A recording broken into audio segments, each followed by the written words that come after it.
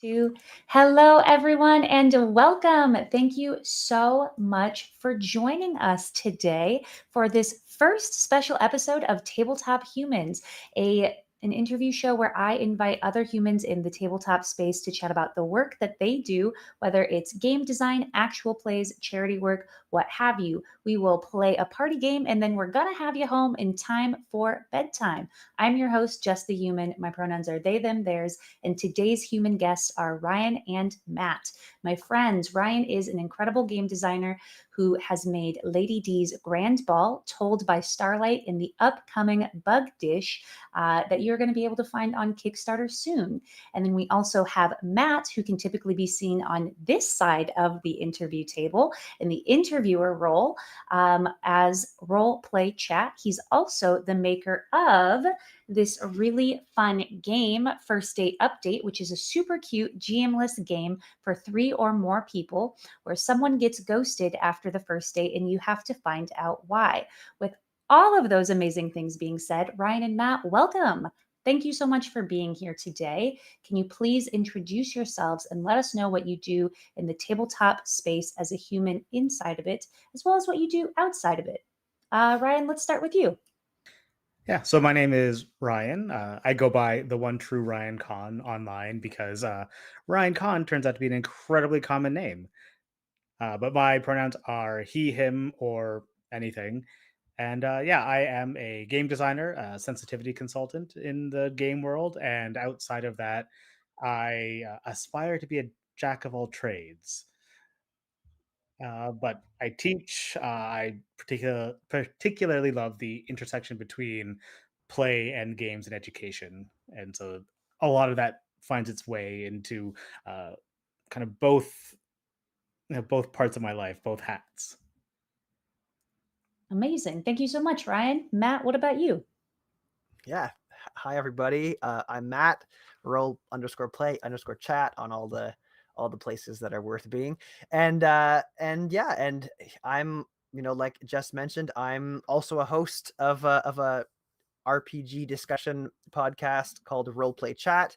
It's not too dissimilar to this, but we don't have cool live plays, so this is awesome. And I've been doing that for quite a long time, and I kept interviewing so many amazing people. I said, hey, wait, I feel inspired by all of the creativity in this space. I think I need to make my own little something. So I founded my little indie press company, and I'm here publishing my first self-publishing my first game with First Date Update. So I'm excited to see what the future holds.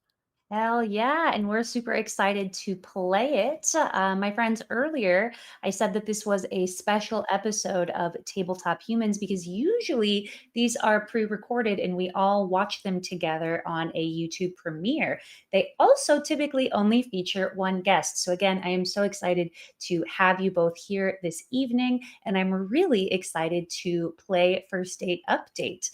Unfortunately, my partner and I couldn't play because there's just two of us. So I'm so excited to be able to play it with you and Ryan as well. So, Matt, would you go ahead and do us the honors of explaining how your game works? Yeah, absolutely. So, First Date Update is an incredibly simple system, so we can kind of learn it as we're playing it. But put simply, it's a GMless short form role playing game. So, we're each going to pick up one of three roles, either the ghost, the initiator, or the mutual friend. And what our objective is today is to tell a fun and silly story about two people who have gone on a first date, but the ghost is no longer answering the messages of the initiator, and the initiator wants to know why. So they are going to recruit the mutual friend who is maybe a little nosy, and the mutual friend is going to help them get that information. And the game will kind of end on a final role play scene where the initiator and ghost kind of have this mediated confrontation, facilitated by the mutual friend, and kind of let it all out and explain why it didn't work out. So we'll kind of play through there are three scenes that we're going to play through. The first scene being between the mutual friend and the initiator, where the initiator kind of sets the stage for what happened on the date. The second scene will be the ghost and the mutual friend, where the ghost kind of gives their, honest opinion about why they're ghosting the initiator. And then the last scene, the mutual friend will find a way to get both the ghost and the initiator in the same room to kind of talk it out. So that's most of it. We do have to assign roles, so that's where we're going to start.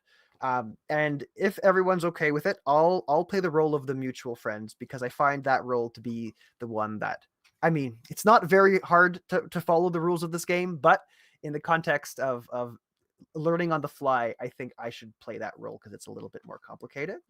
Um, Heard chef. between the two of you, yeah, between the two of you, do one of you feel like particularly ghosty? I'll be the ghost. Awesome. Yeah, it sounds good to me. Fantastic. So now that we've got that sorted out, we're going to have to create your characters. We're going to, collectively create the ghost and the initiator by very, very simply deciding on their name, their pronouns, their occupation, maybe their personality, and a hobby. Just, a couple of quick things so that we're all on the same page of who's going on these dates. Maybe I'll throw it to whoever feels inspired first. And at the back, we've got some ideas for occupations and personalities and hobbies if you wanna be inspired by that. But this can just be like completely from us. Completely from you, yeah. It can be whatever you'd like. And sometimes I've found it fun to make the character together. You could, because like maybe Ryan, you feel particularly inspired to be one way, and then Jess, you could say, oh, it'd be really fun if you also liked if you liked classic art and you painted like classic art on top of being whatever else you explain, and that can kind of add a fun dimension. I think that the ghost could be a firefighter. I like that idea. That's a great idea. Very fun. The initiator probably also likes that idea.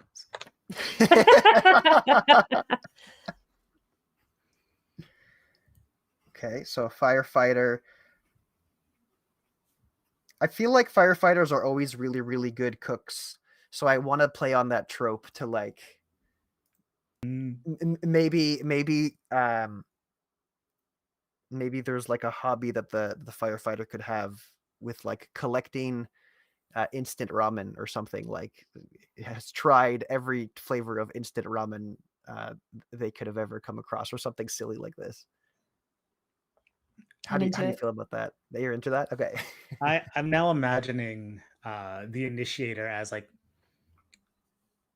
an aspiring food blogger. That's great. Emphasis on aspiring. Yeah. Oh yes, very much so. The passion is there though. That's fantastic. All right, so we got food blogger and a firefighter. Do we want to give our firefighter and our food blogger a name, or do you want to just use your own names? How do you want to do this? I think my firefighter is named Jeff, which is very close to Jess. Shouldn't be too hard to forget. Perfect. My food blogger's name is Sid, which is short for Siddhartha. I'm also going to start writing this down. Yeah, in a normal game, for people listening, you would have cue cards that you write this down together, and you can kind of keep them in a communal space where everyone can see. But yeah, okay, awesome. We got Sid, we got Jeff, and let's give. So Sid's employment to be a food blogger, Ryan, or is that kind of their hobby, and you have something else going on in the daytime or whenever they work? I mean, food blogging is the thing that I do. Everything else is kind of in service of that. So like that's the main thing. That's the main thing. You don't need to get into details about. Yeah, I'm a food blogger. That's I'm a food blogger. Perfect. Perfect. And what are Sid's pronouns? So let's go with he, him. And we're just going to keep they, them for Jeff.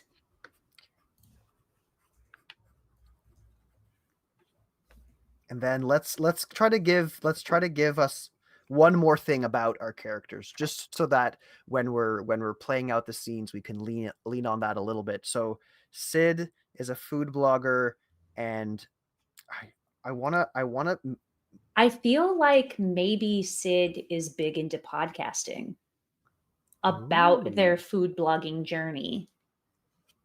Oh Interesting. I love it.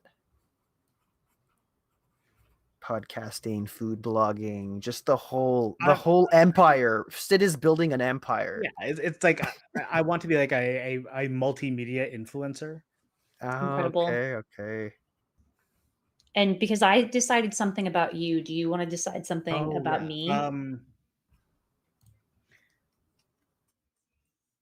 Jeff has some kind of unusual fear, like something. A fire. You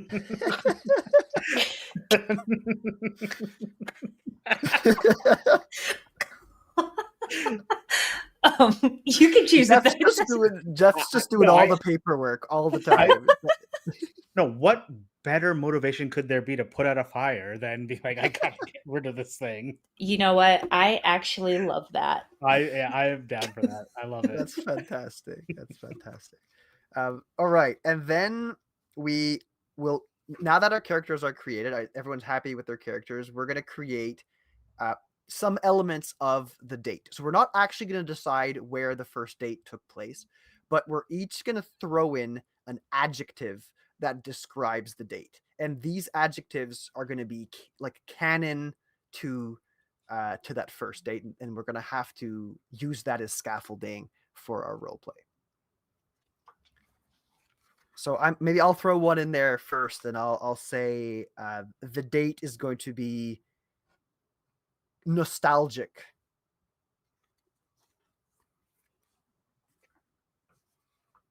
Bombastic. I love it. I think maybe it was a little smelly. Smelly. Yeah.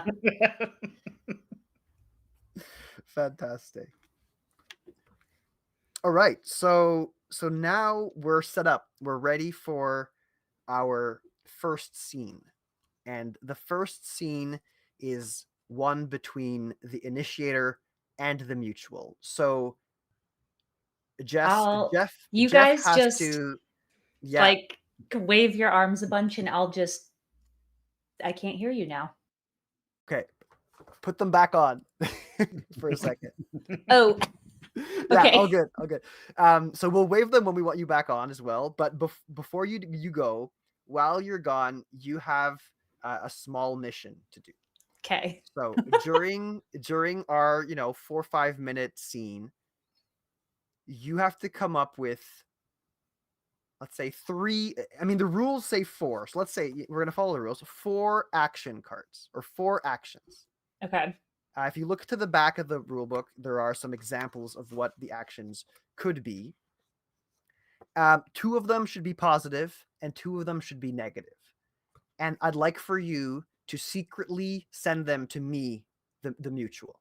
Okay. And what's going to happen is, throughout the game, after they've been given to me, I might send it back to one of you, and you have to incorporate that immediately into your role play.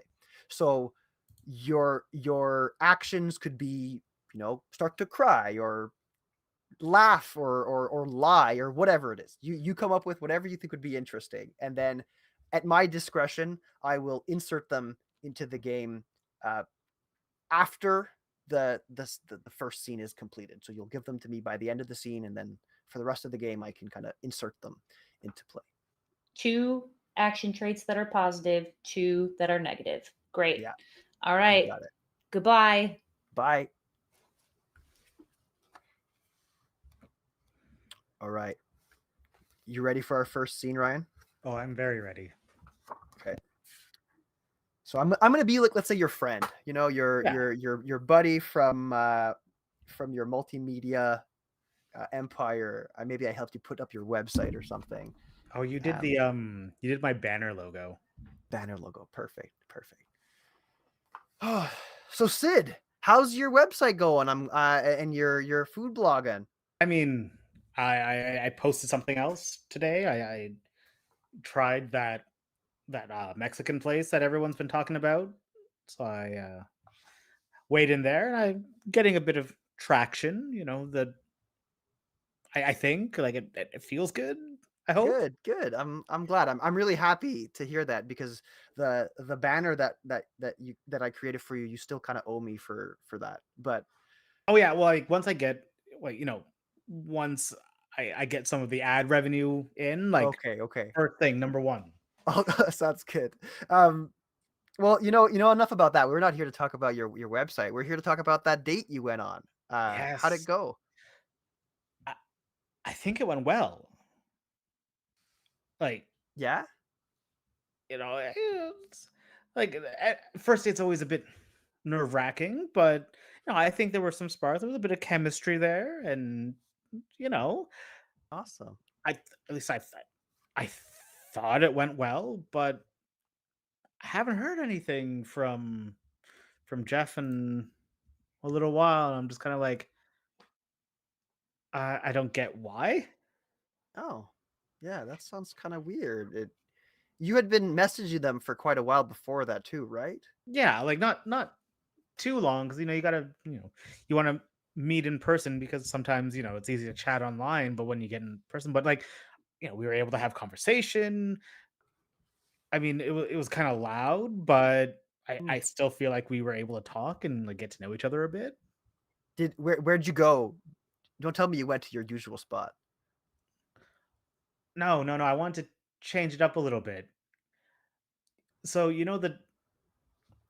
you remember the place where we used to go see like go and see shows, like local bands play? Oh yeah, that's a really nice little spot. Yeah. Yeah, it's called The Dive, and, well, I thought, like, we like, they're having a '90s night, Oh, awesome, so, like, awesome. cover bands playing '90s music, Yeah, um, it smelled the same as always, brought me right yeah. back, you know? Oh, that's so much fun. That's so much fun. I remember in high school we used to all cram into that one little rusty old car that your brother had Oh, and yeah. he'd I don't know drive how we us got down. 13 people in there once, but To be young again. yeah, but I thought it But, was, like, a perfect date though, right? Like, we yeah, both hear some, like, old music that we're familiar with, see some local talent, you know, I don't get it.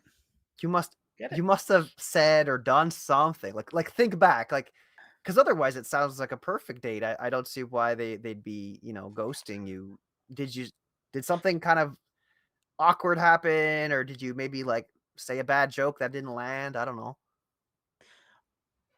Okay, well, like there was this moment where I guess I'd kind of lost track a little bit of what was going on. I Jeff must have stepped away to the bathroom or something, but I started talking.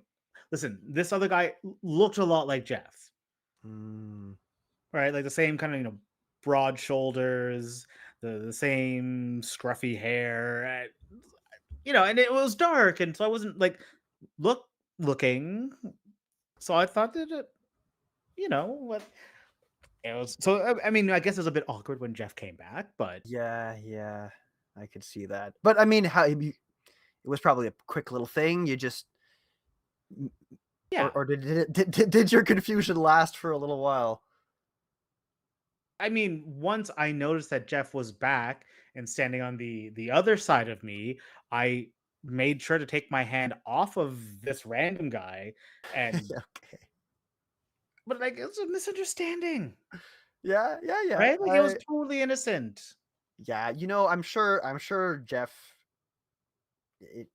did you explain it to them Oh yeah, or of course. I mean, again, it was a little bit noisy, but I explained it So I don't see.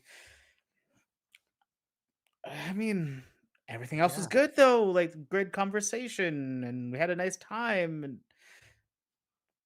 I don't Yeah, know. sounds like it. Sounds like it. And did Jeff immediately ghost you after that? No responses, or was there a bit of conversation Well, after there was and then? like when I got home, I said, thanks for the night, had a really good time, and like hope we can do it again. And they said sure, and then after that, nothing. Mm. I'm so sorry to hear that, Sid. We'll have to figure out what happened. Why don't I go to another room here in the bar, and I'll give Jeff a call and see if I can get Jeff to explain to me their You do perspective. that? Yeah, let's make it happen. Let's get you a second date. You are a true friend, a friend beyond friends, and Yeah, we'll make it happen. We'll make it happen. All right, and end scene. Jess, come back. Okay. Awesome, you're back. You're back. That was So, incredibly hard for me to like both try to look every once in a while, but also like cover up the captions and whoo boy, but I did it. I did it. So I'm excited well to done. hear what y'all have to say to me. So we will start our second scene, but before we do that, Jess, I'm going to give you a quick recap of what happened on your first date with Sid. Okay, let's Um, go. During the recap, neither of you are allowed to change things, but I, as the mutual, have the power to stretch the truth. So this is where more fun can come, and it becomes canonical when I stretch it. It's part of the narrative as well. Um, and then from there we'll go into the second scene, which is between Jeff and I, or Jess playing Jeff and I. So for everyone at home who maybe missed out on the on Ryan's wonderful performance as Sid. Sid took Jeff on a wonderful date.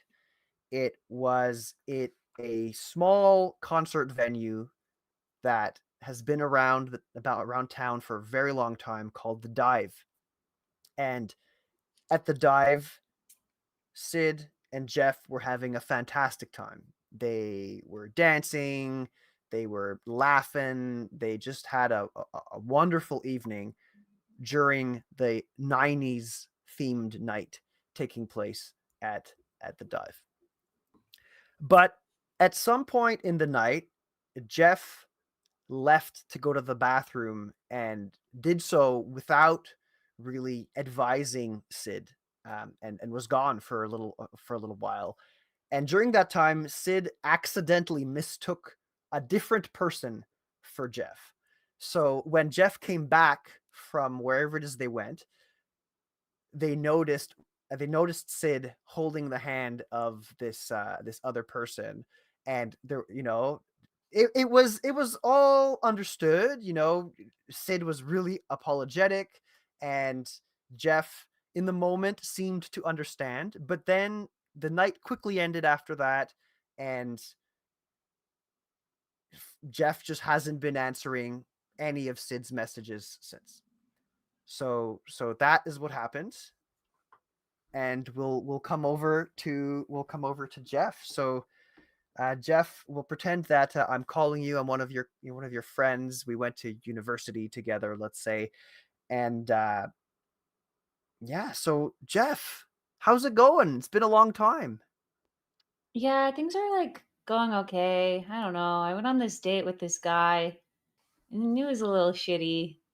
Oh yeah, that's kind of why I'm calling you, to be honest. Sid's a friend of mine, and I just kind of wanted to check in to see what was going on. It sounded like you both had a great time. What really happened? What went wrong? Well, I had a bad burrito before we got to Oh no. the dive, and I needed to go to the bathroom really bad. And I was like, I need to go to the bathroom really bad. I'll be right back. And be right back. You know what happens. I took a little bit longer than expected, but I didn't think that I took so long that Sid could like go and find a replacement. I was gone for like tops 15 minutes. Oh no. So, that's really, I guess, what pushed it over the edge was this moment where you came back and Sid was holding someone else's hand, Yeah, kind of that's really swinging it messed around. up. I was gone for 15 minutes. Yeah, yeah. Well, I got the impression that he thought it was you. We You looked don't pretty buy that different, story? I Yeah, think. Yeah, yeah. I'm pretty Okay, short. okay. They were pretty tall. I don't know. I mean, it was dark in there, but I don't think it was that dark. Yeah, yeah, yeah. Well, okay, let's put that aside for a second. Other than that one moment, there must have been something fun or enjoyable about your date. Like, can you tell me if there was like any redeeming qualities that Sid had, or any? Did you have fun on the date?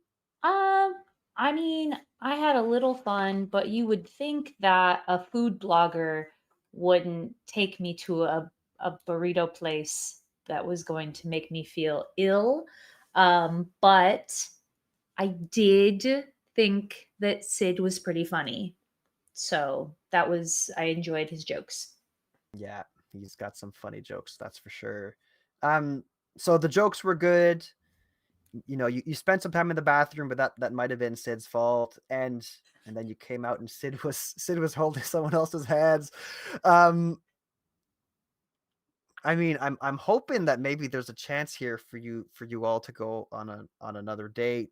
But did you think to just tell him, like to just message him and be like, no, there won't be another one? Did he really deserve the full ghost treatment? I mean, we hadn't been talking for that long beforehand. And, Mm. sometimes I like to be a little non confrontational. Like, I didn't go up to him and say, hey, what's what's up with this? Why are you holding someone else's hands? Instead, I was just like, okay, I'm gonna go now. Bye. And then Mm, I left. okay, okay. I see. Well, I have maybe something that I need to announce to you, Jeff, that I hope you don't get too upset about. But Sid's actually sitting beside me. You've been on speakerphone this whole time. He's heard everything you just said about the burrito mistake and seeing him there with holding the hand. So I don't know if you have anything you need you want to say to him, or Sid. How's that making you feel? I mean, I feel a little hurt that you'd call into question my food blogging credentials. It, I'm sorry. Did you get food poisoning, Sid? I mean, no, but I didn't order a burrito. I When I go to a Mexican place, I assume that the burrito is going to not give me food poisoning and that it's going to be well, tasty. And it was tasty, but it also gave me food poisoning. Yeah, yeah. So we're yeah. gonna pause 1 second here, and we're gonna do one thing that we need to do to establish the end game of our game. And I kind of slid into our confrontation, I think, a little too early. I was too excited to see what would happen. I'm sorry. I really wanted to know what was gonna happen. Um, so what we're gonna do is we're gonna flip 3 coins, and these coins are going to establish the truth of the matter. So we've heard both sides of this story. We're gonna flip a coin right now, and this coin is gonna be for our initiator, for Sid.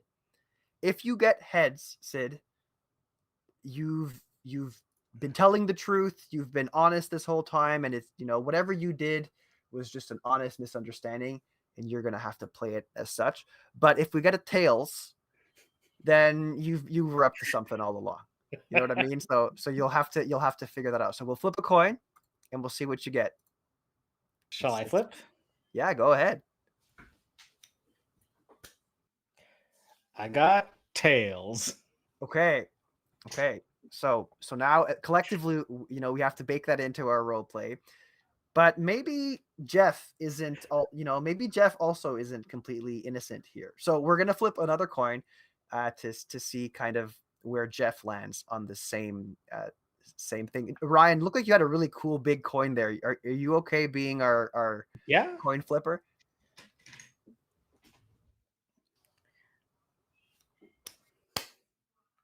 It's another Tails. Okay, so Jeff's also maybe stretching the truth a little bit. So we'll see how this plays out.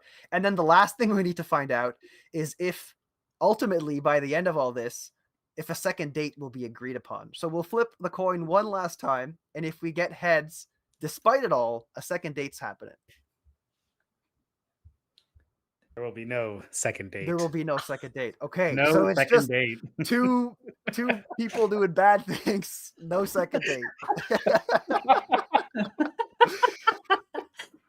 So we'll start it off, but before we do that, I'm going to send one other one of these actions to.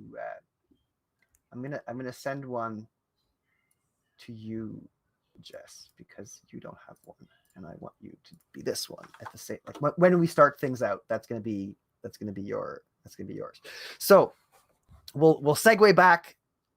I just announced that, Jeff, I'm really sorry. I apologize, but actually Sid's been listening in. I've been on speakerphone this whole time, and he's heard everything you said. I just really felt like I needed to, clear the air and let the two of you talk it out to, really try to mend this bridge. Sid, how do you feel about hearing the real reason why Jeff ghosted you? Well, you take someone out and you expect that, you're going to be spending time with that person, but when they just up and disappear, I was lonely. Okay. Yeah, I feel that. I was lonely. And, you know, I- similar broad shoulders and the same kind of scruffy hair. Maybe I just Yeah. wasn't. I mean, Jeff did mention that there was a pretty big height disparity. You sure you didn't notice that? I mean,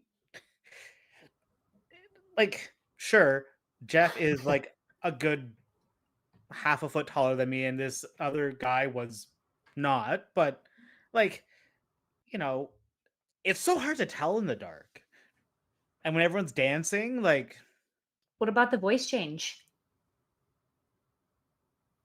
it was really loud in there. Okay. So I want to rewind a little bit. Matt with two T's. First question. Do you hate me?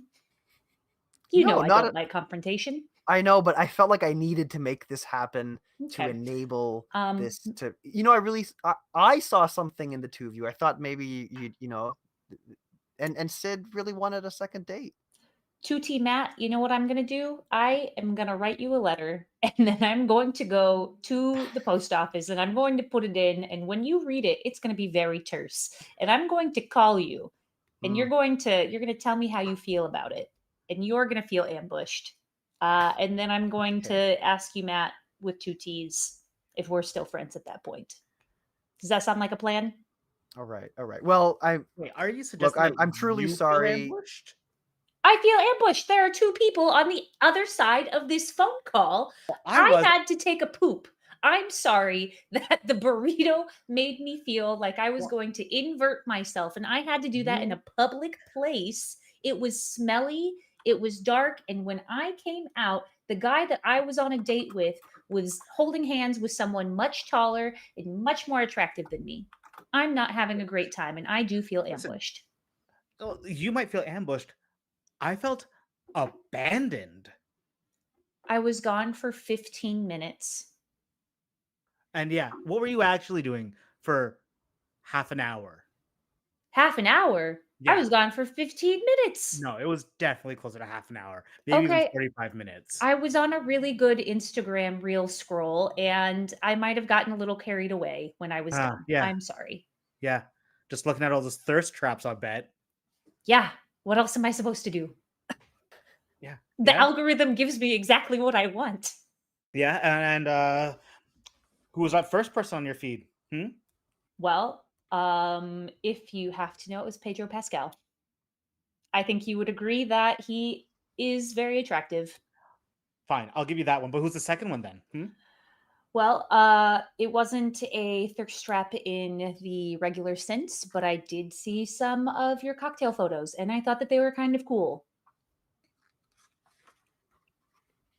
Yeah, but what about the third one then? The third one was the singer of the band.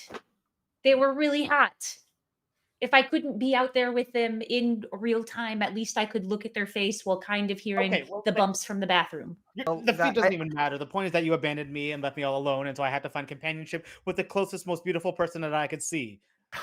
Sid, I'm not sure that's okay. I mean, I'm not sure it's okay to start Instagram scrolling on a date either, but 30 minutes is a pretty fast turnaround time to go find yourself another date. I love love. Okay. Yeah, that's not, I suppose, but it doesn't completely. Anyway, I guess then there's probably not going to be another 1A between the two of you. I Give me a don't think so. chance. Mm. um And scene, we're good. That's it. I almost didn't hear you, and then I read the caption and I was like, "Ooh," because we did decide by Yes. that last coin flip Yes, that it was yes. okay, cool. Oh, No, yes, I that was was leaning into perfect. that because Sid is clearly an idiot. Ugh, Oh, that that was was really fun and cute. I fantastic. really enjoyed that. That's fantastic. Well done. Well played. Well Yeah, played, like both of you. a lot of like a lot of game in a short period of time. Like that was a lot of fun. Yeah, It you was did. good. You both did fantastic. I was happy to watch in. Like, wow. I The funny thing is too, like, it's not completely unbelievable that something like I mean, near the end it got a little bit unbelievable, but I don't know. I mean, there are people like that. There are yeah. definitely people like that, I think. I love the nosiness of that. Oh, okay, and the clinginess. Okay, I'm seeing now in the chat that you threw both of those out there. I only got to plan something. What was the other thing going to be? There was also Be Witty, I think, was one of them. Yeah, Be Witty. But I felt like both of you were being plenty witty. That's so funny because I also wrote down witty to give to Ryan. And so you gave that to me. That's hilarious. Incredible. Oh, Well, fun. great minds think alike. There you go.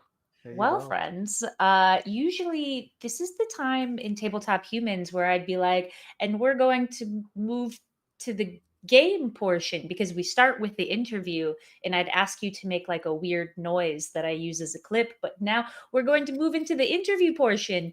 Ooh.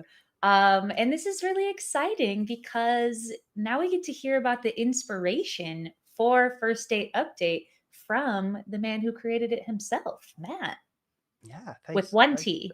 With one T. Yeah, I We should didn't have given establish myself what a your name. name was, and so I was Oh, like, no, that "Okay." was perfect. That was so good.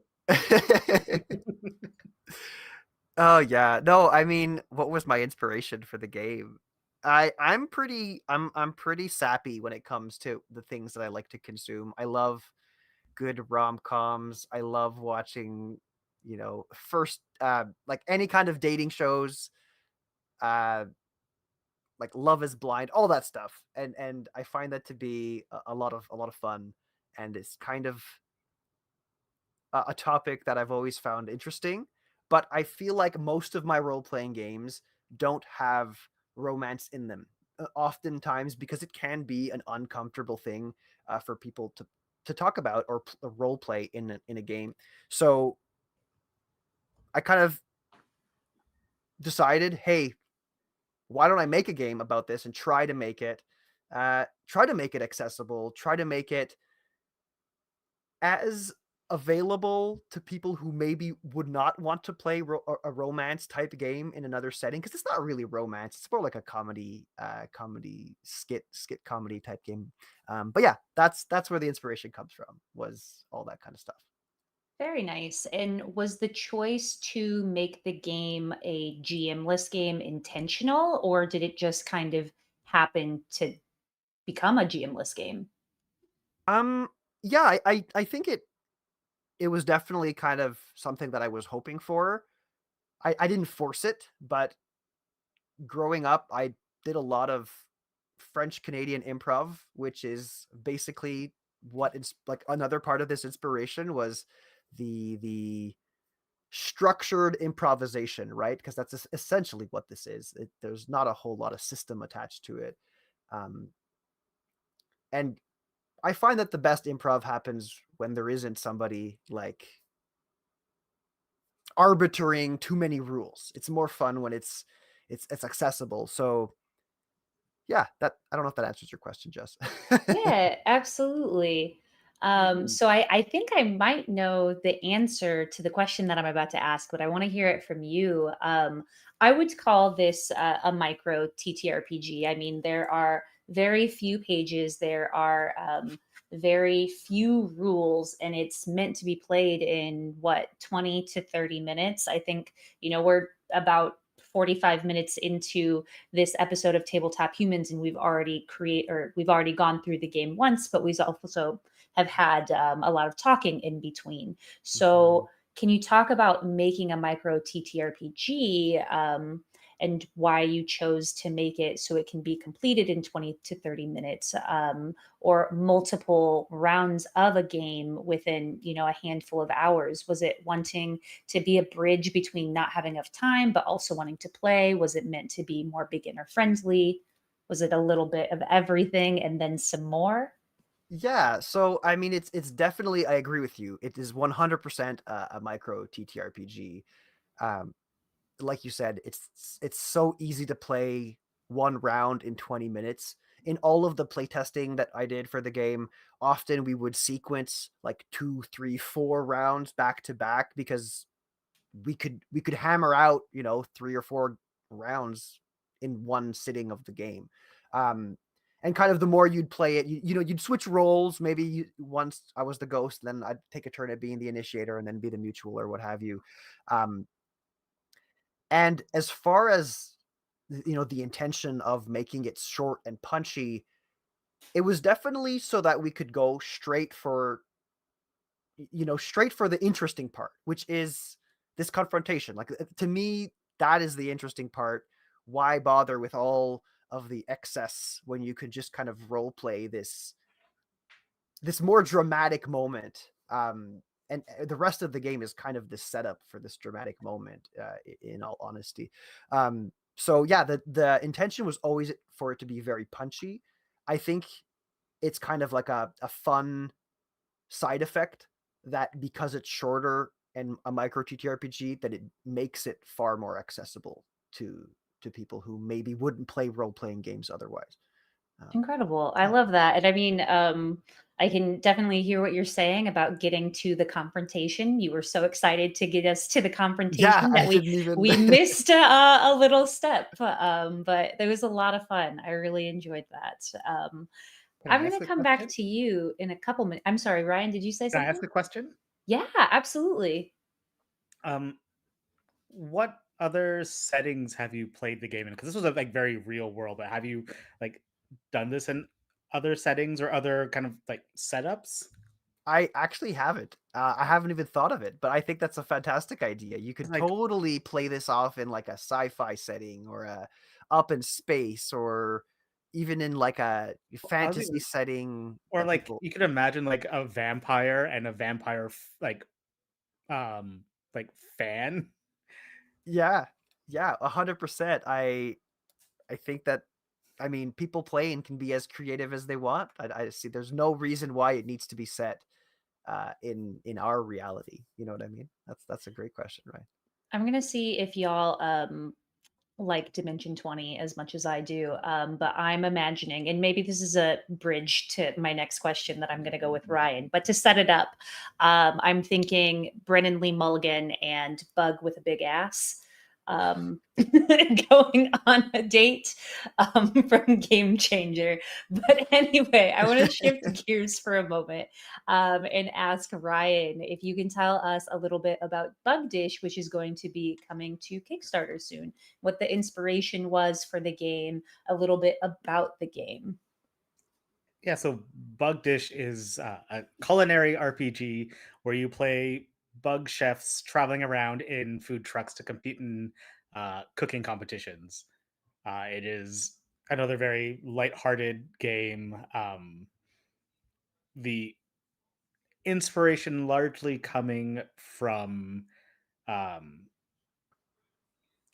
so there's a forthcoming game by Felix Isaacs called Pico. So Felix Isaacs wrote The Wild Sea, and his upcoming game it crowdfunded a few months ago is it's Pico, which is all about bugs going on adventures, riding on the backs of cats or dogs or other animals that they befriended. And I just had this kind of like, but what if all you did was cook? So it's like kind of a Bug Dish is a bit of a travel log, but also like food game. So it's about exploring the different areas and learning the local palate, so you can create a dish that would suit the taste of the judges. And I just think it's cute. It's super charming. Absolutely. It looks very Yeah. cute. People can get the Ashcan version on Itch.io right now, right? Yes, yes, and Amazing. that will get you a digital copy of the full version when it releases. Uh, yeah, I had been planning to go to Kickstarter earlier this year, but just I realized that I had too much going on and I couldn't give the Kickstarter the attention that I needed to give it. It also as my first Kickstarter, so I've decided to give myself a little bit more breathing room and get myself properly set up so that can go smoothly. But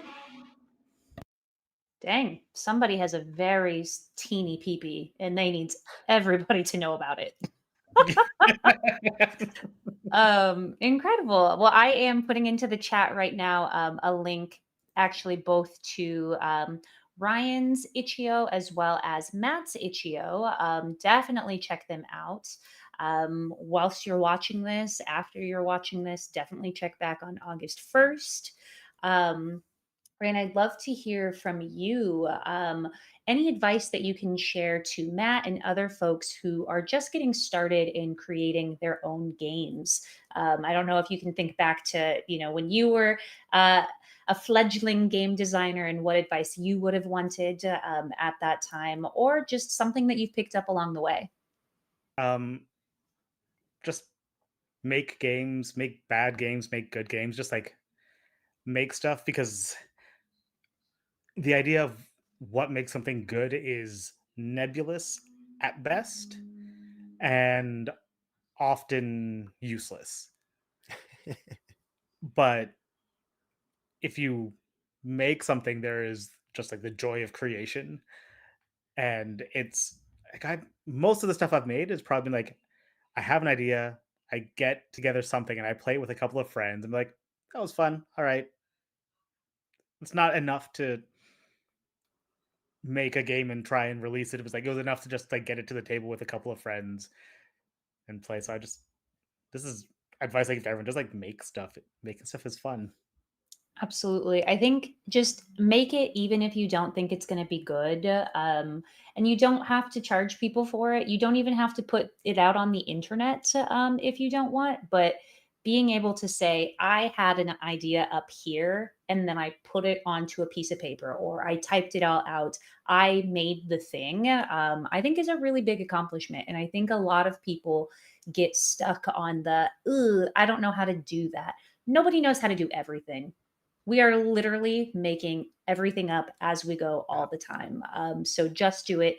is, I think, really, really good advice. And speaking of just doing it, Matt did just do it. And I hear that we're going to be able to get our hands, I guess maybe not these hands because I already have it in my hands, but other people can get their hands on First Date Update here relatively soon. So can you give folks an idea of when and where they can get that, Matt? Yeah, absolutely. So the game will be available for digital and physical purchase as of August 1st. I set up an itch page. I know there's a lot going on with itch, so I might try to find an alternate method of selling the game. I've also contacted a handful of different folks in a variety of like distribution, like convention going, like indie press revolution and stuff like this, like equivalent composed game dreams for UK and Canadian audiences, and folks like that who go to conventions to sell physical versions of games as well. So I'm in discussions with them. I'm not sure it'll be ready for the first. Uh, I'm waiting on some contracts and stuff, but I'm hopeful that by the end of the summer, perhaps some of the conventions of the fall will have physical versions of First Date Update at those booths. Or if you wanted to buy it from me, like I said, on the itch page, rpcpress.itch.io, or you can just email me, contact roleplaychat@gmail.com, and we can figure out a way to get you a copy in the mail for sure. Incredible. And so now that First Date Update is like this close to being available for the world to purchase, can we expect more cute games like First Date Update from you in the future? Yeah, I think so. I think almost definitely. There's like one or two paragraphs in this version of the game that talks about like 5, 6, 7 player mode to the game. I really want to flesh that out and then release that as like a First Date Update plus or something like that, like a Date maybe a update, different update. version, bigger double date. Yeah, first double date update. Ooh, I love that. That's super cute. So that's kind of the plan, is to try to flesh that out a little bit more, and then I have a few other ideas kind of kicking around. Uh, I want to try my hand at making a solo game as well. I feel like those can be a lot of fun.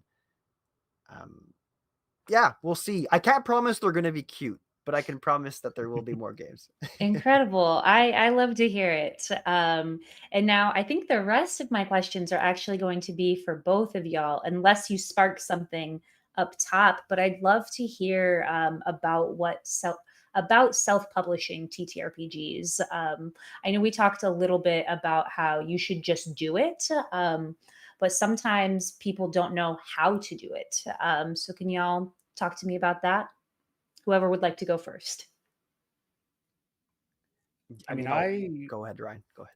I got started by joining a game jam. It was like, and I wrote a one-page RPG, very straightforward. I'm still fairly happy with it. Uh, but yeah, it was just a matter of, I think, like, so itch hosts, like, people host game jams through itch all the time, but I think there's this, I guess that's what I'm really getting to, is the idea of community.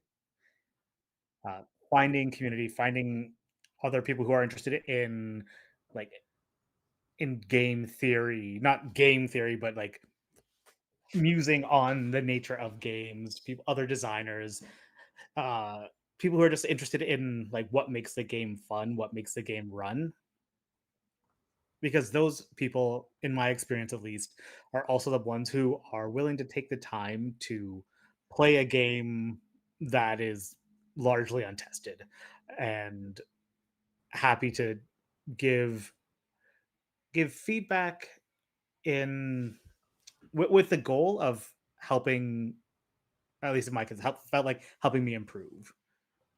And when I've been on the other side, like trying to help who I'm talking to, like make the best game that they can make. Yeah, definitely. And I think there's value in, like, if you don't know where to go, looking for these creative communities near you is a good place to start. I mean, I've been in the space for a long time now. I want to say five, similar to the two of you, and it We felt all came like in on the same cohort. I feel like yeah, possibly. But by that same token, it was interesting. Like when I was doing this, I feel like I tapped into those communities later on in the process than I expected to. Like my creative juices were just like on full cylinder when I was writing this. Like I think when I wrote this thing in its first draft, I just sat down one afternoon and wrote like almost 70% of it. And then I came back to it, and as you go, you modify it multiple times and you play test and you change it again and you just keep iterating over it. Um but Yeah, so there's that. And then I think one thing that was holding me back for a long time was I felt like I didn't have the right quote unquote tools to do this. And I'll say that, like, if you have a word processing software accessible to you, that's it. You have what you need to make a game. It doesn't have to have fancy layout or fancy fonts or beautiful artwork. You If you don't even need that. Yeah. This is just There you pencil. go. Pencil, Yeah. paper, that's it. I was Like, thinking of Honey Heist and the Sexy Battle Wizards. All of like Grant Howitt's Grant, yeah. games are mm, all like handwritten, and sometimes they get not handwritten. So you don't yeah. even need a word processor. No, You there you just go. need a pen and That's it. paper. Get the words out, get the game out. It's calling for you. And then everything else kind of it'll happen. Trust that you will, the next step is, okay, I need to get this laid out if I want to, or I need to contact an artist if I want to. And that's where these communities come in handy. You make friends, and you work together to make a project, or you pay your friend to give you artwork or what have you. And anyhow, it'll come, but just write it down. Write your game. I like that you said that you can work with your friends to create this, or you can pay your friends to do some artwork, because somewhere on here, proudly made and printed in Canada by Canadians, but also without the use of AI. And I'd love to hear from y'all about the importance of making your games without AI and just using what's up here. Yeah. Well, I mean, I guess first and foremost, and I don't think this is news to anyone, but AI is just stealing stuff that was in here for other people without them giving their consent to it. So to me, that's the first reason why I don't want to use AI and encourage anybody listening not to use it for their endeavors. Period, the creative or otherwise. Um, but there's that. There's environmental reasons too. It. And yeah. Anyhow, I don't know, Ryan. Over to you I- if you have stuff to add. I don't want to I'm get going to on the soapbox. offer a non-ethical argument for not using AI. To be clear, yes, all the major AIs were trained on data that they did not have rights to. The environmental impact is atrocious, but I think if we think about games as art and expression, um, part of the value comes from it being done by a human. Like Hmm. nobody would care about any of the incredible works of art we had if they were just spit out by like an algorithm. The fact is that somebody sat with a chisel and hammer and made those incredible sculptures that you can see around the world. The reason that we can find like ancient art and be like, that's really cool is because it was made by a mind. So when you use AI in your creative work, you're actually taking away the one thing that makes it interesting and valuable as a creative work. Hmm. And so it's like, if you think it's good or bad, that's one thing, but like, you're not like, it kind of goes back to the whole like make things like, Yeah. to make it, you actually have to make it. And to kind of add to that too, I really like that reasoning, Ryan. And I think too, part of it is like this perspective. Like when you're consuming something by someone, you're sort of consuming their perspective. You're sort of you're being exposed to the story that they're telling you as a person, as a human being, or as a group of people, or you know, if it's a team working on something. But like AI doesn't have a perspective, so it's not it doesn't have something to tell you. It's just regurgitating stuff at you that it stole. So yeah, no, very well said, and I agree 100%. So I get the feeling that I know what's not exciting you both in tabletop right now, and that is the use of generative AI. Can we hear about what is exciting you guys in the tabletop industry right now? I Go for mean, it, Ryan, if you have off the something. top of my head, one thing that I find that I love is so Possible World Games creative lead Tyler Crumrine uh, put together a game called The Details of Our Escape, which kickstarted just over a year ago and was nominated for an Emmy this year. So in a couple days we'll find out if he won. But it was a collaboration between him, uh, an artist, and an author. And the artist and the author took turns exchanging their own art back and forth. So like you had these illustrations that influence flash fiction, which influence future illustrations, which influence future flash fiction. And then Tyler, as the designer, comes and makes a game that's structured around those things. So it's this Hmm. really, really cool, like interdisciplinary collaboration. And again, thinking about games as art, like when creatives from different fields get together, we get really cool stuff. And the book itself is gorgeous. The flash fiction is fantastic. The art is so evocative, and it tells the story of people on a caravan and the different groups that join and leave as they're all trying to get to this kind of nondescript better place.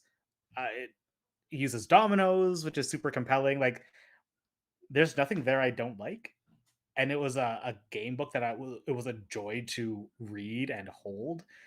And it's like, yeah, like I think that's so cool, just like bringing these different uh not just like different fields, different areas of expertise together is just like Yeah, that super sounds really cool. cool. That sounds cool. I do think like, so my answer is perhaps similar. I don't have like a shout out though. I didn't think of a shout out, unfortunately, but I do think there's something happening right now.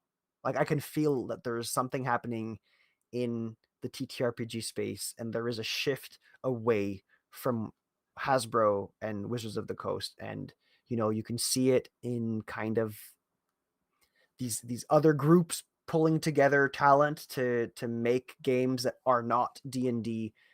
And maybe it's because I'm more plugged into the scene than I was back when I started, but I feel like there's more of these independent games being created as well. So I'm excited to see where that goes. I'm excited to see more small independent press studios, you know, being created, more diverse voices sharing games. Like I think there's like, we're not all the way there, but I can feel it. I can just, I'm excited for it. I feel like we're gonna get there, and if we keep advocating for it, I'm hopeful that it can help get it there faster. Absolutely. To rewind a second, Ryan had mentioned when you get a bunch of creative people together, good stuff happens. And, San Diego Comic Con just happened for me. Gen Con's going to be happening this weekend. A bunch of creative people are getting together. Can we expect to see y'all at any of the cons for the remainder of the year? If so, which ones? So I typically go to Gen Con. I've gone the last 3 years with the MythWorks team. But living in Canada, the prospects of crossing the border to do work didn't feel entirely comfortable doing that this year, unfortunately. So a lot of the American cons are not on my list. Yeah, Understandable. I kind of Any echo in that. Canada this year? Our major cons all kind of wrap up by about March. At least the ones I know about. I do not claim to be an expert, and I would love for someone to correct me and be like, "Oh, all these other cons are going on." Yeah, I think there might be there. I know that there's a con in Vancouver that takes place soonish. Maybe I'm wrong. Maybe I'm inventing that. Um, and I mean, I'm super excited. I plan on going back to Toronto for Breakout Con in March, which takes place usually in March, right? It's in the Yeah. winter time. So I'm super excited. I mean, I plan on going back. Um, I don't know if I'll see you there, Ryan. I hope I I do. I mean Breakout Con is where Matt and I actually first met. I table pretty much every year now. Awesome, awesome. Yeah, so Breakout Con for sure. I heard there was a big one in Edmonton that took place a month or so ago.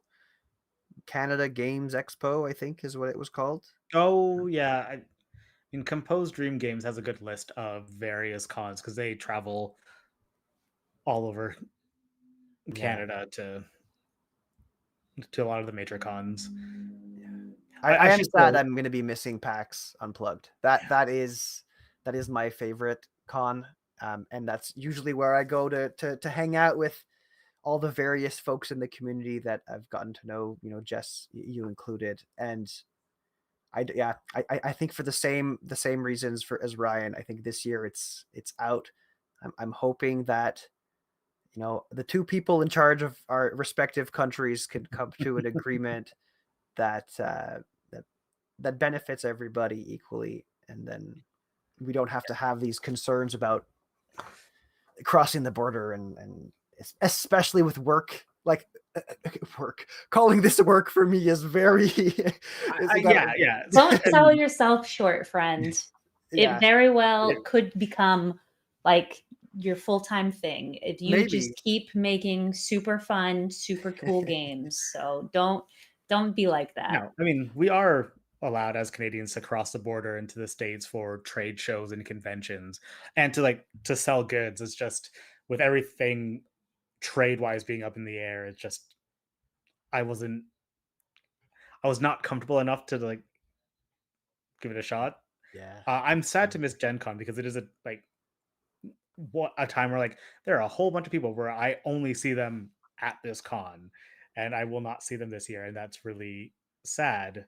And yeah, every time I leave a major con, my brain is buzzing with ideas, and I feel so fired up despite being absolutely exhausted.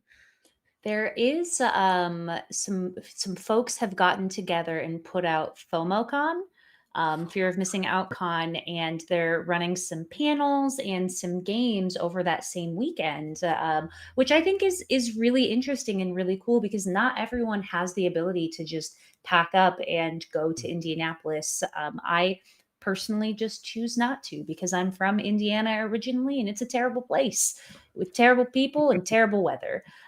You need to pay me for me to come to Gen Con. So if anyone hears that in the universe, let's talk for next year. But I think it's just, it shows the creativity of people who want to get together and who want to have community to say, oh, there's this convention that almost everyone that we know in the industry goes to. Let's have our own at the same time so we don't have to just be sitting at home thinking about all of the cool things happening. So I do Mhm. encourage you both, Ryan, Matt, everyone at home, if you're not going to be at Gen Con, please check it out. I'm not included. I'll be there as a viewer, but I still think that it's really, really cool. Yeah, I also joined the Discord for FOMOCon, so Incredible. Oh, well, I'll, perfect. I'll have to check that out. That sounds good. Well, my friends, I have some bad news. I only have one last question. And I ask this question to every person that comes on the show. And that is that tabletop implies the existence of table bottom. And I would love to hear where you two weigh in on this important philosophical debate. So I had to give this. I think of all the questions you sent to us, Jess, this is the one I spent the most time trying to think of what my answer would be. And I'm gonna say I don't think I think there is no such thing as table bottom. I think it's really just two tabletops. One, no matter how you flip it, it's always the top.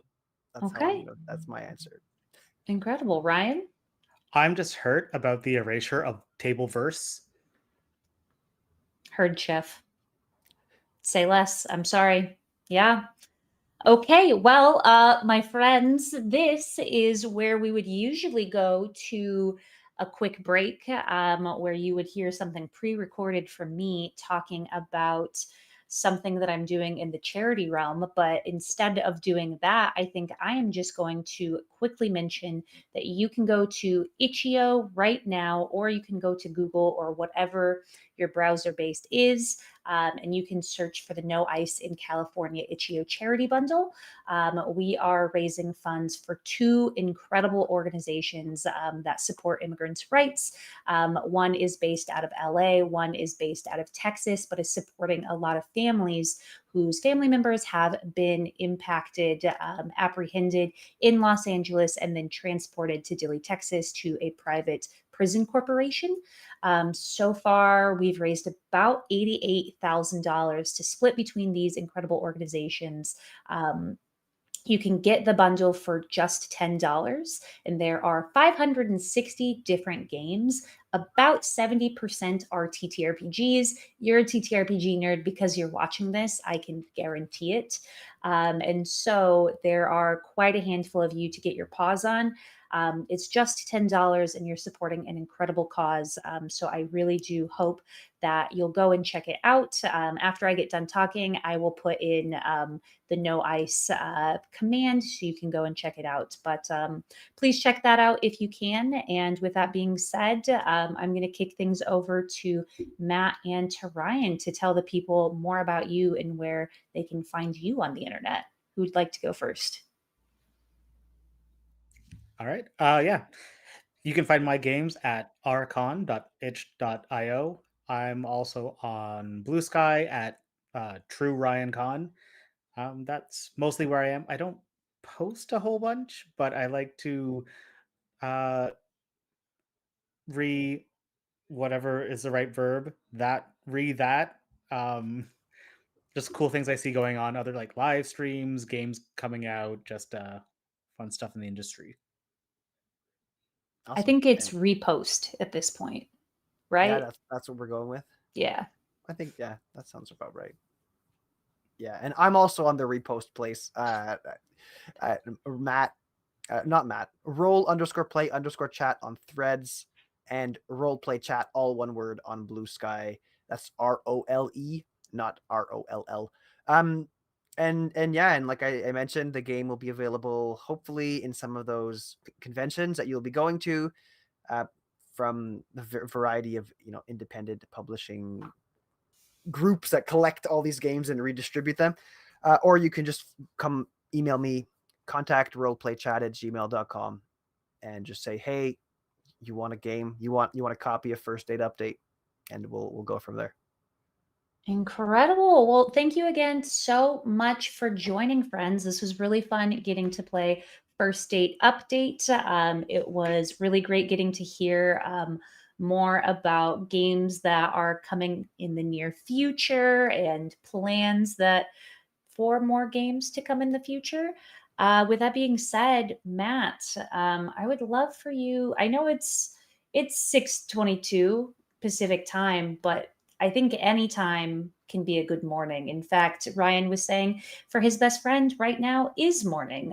So if you could share the good morning for the day before we head out of here, that would be fantastic. Yeah, absolutely. So I would like to say good morning to anyone who has been ghosted, and to them only.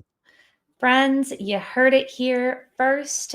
I'm just the human. This is Ryan and Matt, and together we are saying good morning to anyone who's ever been ghosted and to them only. Take care.